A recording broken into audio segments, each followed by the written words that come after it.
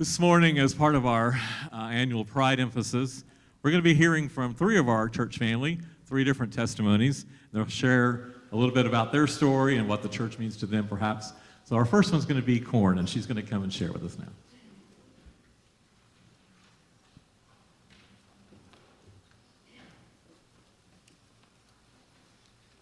now. Good morning. So, when I came to this church, I had just come out, left my husband, and had to have him committed. I lost almost all of my friends to the separation announcement and coming out. The religious side of my family said, "I'll pray for clarity for you." It stung, but it wasn't unexpected. You see, I had been raised in an evangelical fundamentalist church where accepting abuse was the norm and blind eyes were turned to any situation as long as you showed up, prayed, and gave your tithes. Where God only loved the devoted and bad things happened because I didn't pray, believe hard enough. The reaction from that part of my family wasn't surprising, but somehow in the last few years, despite the views I had been brought up with, I found God. I figured out He loved me not despite my failures, but because of who I was. I spent years as a worship leader when I was a teen and young adult, but I never felt as close to God as I did when I came out and started living as myself, when prayer didn't scare me anymore. So when I lost the support of friends and family, I started looking for community. I wasn't sure what I was looking for, and every church I looked at said, "We love you despite your choices." I was getting to the end of my willingness to look when I saw a Facebook post. There's a group called Queer Exchange Tulsa. It's become kind of a safe haven for some of the Tulsa queer community to look for businesses and places we can gather. And someone had posted, "I need a church, but I need it to be safe." There were a lot of "good luck, this is Oklahoma" comments. But there were also a handful of comments that said All Souls or Forest Park. So I asked my few safe people I had left, and my younger sister said, "Oh, I know the pastor's family at Forest Park. The pastor's funny, and he loves everyone. You'll like him. He's not religiously weird.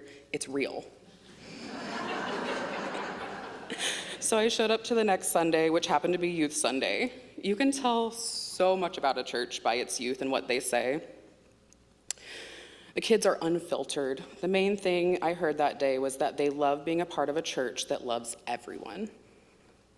I was bawling. I'm pretty sure if any of you saw me that first few weeks, I was always crying. I looked around and I saw queer couples everywhere. No one was hiding. Everyone was welcoming, and I struggled against the voices in my head. It was everything the fundamentalists warned me about as a child that said, "You're in one of those churches that tricks you into sin by loving everyone. Run away. These people love you. How scary."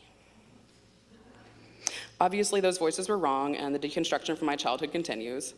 I've been here a little over a year now, and I am so grateful for the love this church has shown me and my friends, and I love the friends and new family that I have with them. It's amazing to see the love of God and people in a real way. Thank you. Good morning. When Steve asked me to speak about my experience as an ally, I immediately went to my family and asked what their thoughts and what I should say.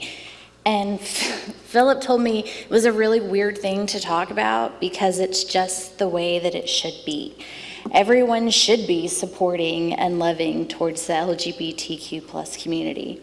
To my kids, it was a no-brainer, and that's why this is important. Like so many of us, I grew up in a toxic church with problematic, shameful interpretations of God's word, and my children have had the exact opposite experience. Philip was about 5 when we started coming to church here, and he's now 17. And the proof is in the pudding. They literally do not understand why you would be anything other than loving and accepting towards anyone, regardless of who they love, how they believe, what they look like. It's second nature to them because they were raised in this environment where everyone is a child of God and is treated as such. We all know Forest Park is a special place You're not invisible here if you don't fit into a perfect mold. You're seen. When you're seen with all your flaws, chipped edges, and broken pieces, and somebody says they love you just the way you are, hot mess and all, you heal a little and you stand up a little bit taller and you start to see that maybe in fact you are worthy of love. And that feeling is just the best, right? It's like after a strong storm and everything is fresh and green, and then usually there's a rainbow after. It's just the best. And then you show that love to others and the cycle starts all over again. It's crazy how just following the one rule that Jesus gave us can have such a profound effect on your life and on the lives around you. Forest Park does the love thing exceptionally well. In the past, I've walked with our church in the Pride Parade with both my children, with my niece Emily, and those were some of the most fulfilling experiences of my life. But you don't have to have a parade to experience that fulfillment and have an impact. Our tagline here is growing Christians, and we're doing a really fantastic job of that. Our youth filled the entire front row at Youth Sunday this year, and it was just amazing. They're all raised knowing that loving people as they are is just the way it should be. And they're taught that in Sunday school and Worship and Wonder, at their church camps, and our youth groups. And it's a tremendous program. If you want to be part of that, I'm sure Mindy has a spot or 7 that she can plug you into. She would love to do that. But you can be proud leaving this building and knowing that our church loves people every day, not just in June. And it's a very special place to raise your family. Thank you. When I showed up here February 23rd, 2025, it was the first time that I had shown up to a church service voluntarily since I was a sophomore in college. That is not how I was raised. Like most of you, I grew up in church. I was raised Baptist. My dad taught Sunday school. I grew up doing VBS, children's choir, grown-up choir, all the things. Unlike others, I did not have a bad church experience. I had a pretty close to idyllic church experience, actually, but it wasn't perfect all the time. As I got older, I felt increasingly out of place in our youth group, like something was wrong with me that everyone else could see except me. And by the end, I had started to get inklings of a broader disconnect between what I was hearing from the pulpit and my own sense of right and wrong. Sometimes this bothered me really deeply. It was during this time that I first found comfort in my favorite beatitude: "Blessed are those who hunger and thirst for righteousness, for they will be filled."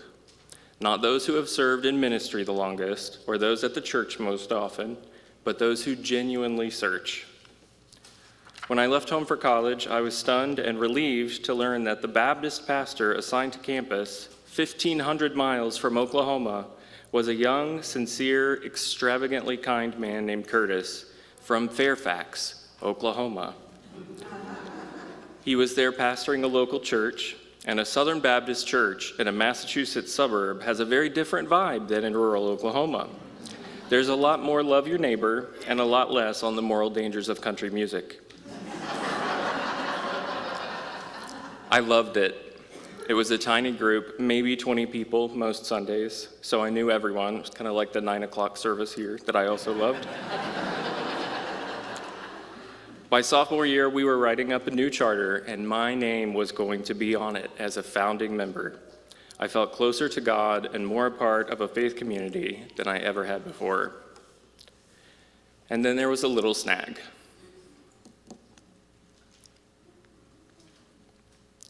My best friend on campus was gay. He told me days after we had met as freshmen.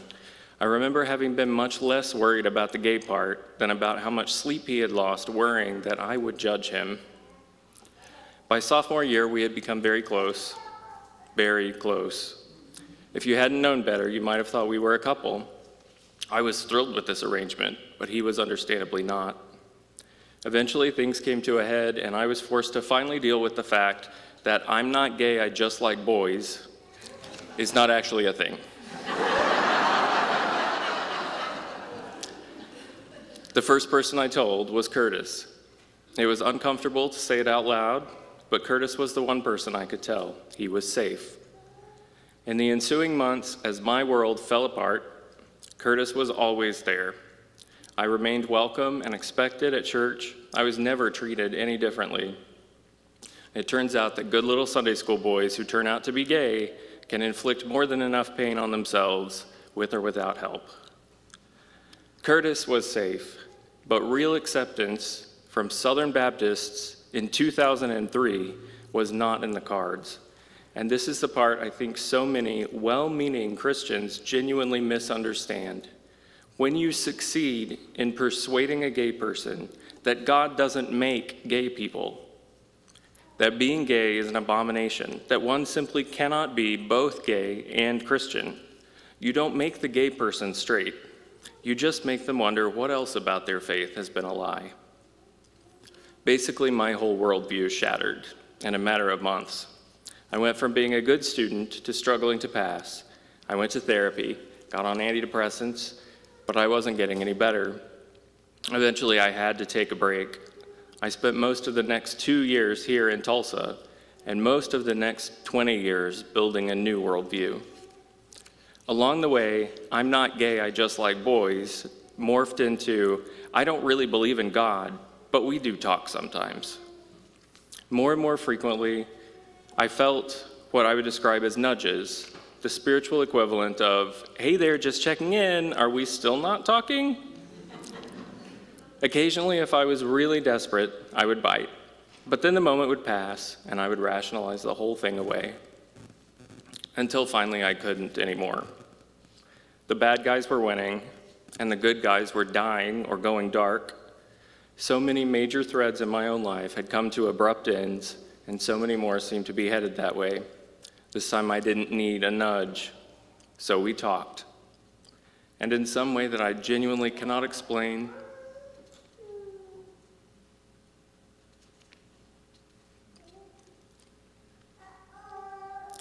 to myself, let alone to you,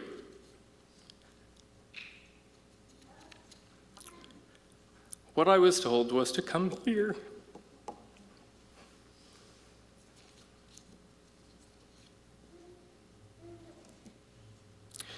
Not to get back in church, not to go digging through the Bible to revisit my faith, to come here, 91st and Mingo, on Sunday.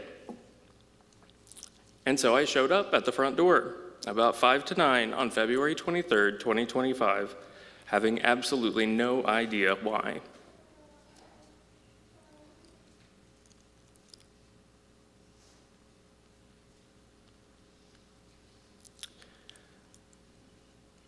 And I felt the love in this place before I even made it through the door.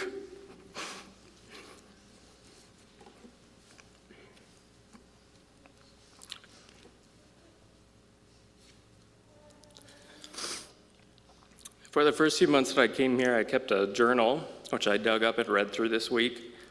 Sunday after Sunday, I recorded how comfortable I felt here, how much love I felt here, how relieved I was to discover that there were other people who understood Jesus the way I had. I can't help but mention that not one of those journal entries had anything to do with being gay. I love that Forest Park welcomes and accepts and advocates vocally for gay people. I love that we celebrate this month and march in the Pride Parade. I won't ever forget looking over at the Forest Park float last year and realizing Pastor Bill was carrying the banner.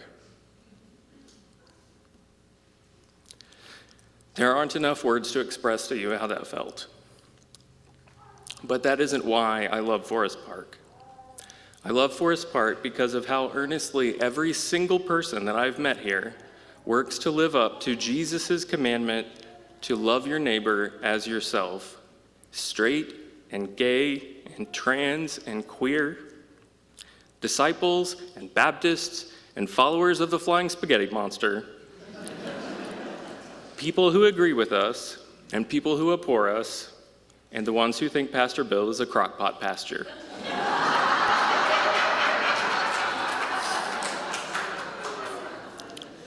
There is enough we're right and they're wrong in the world.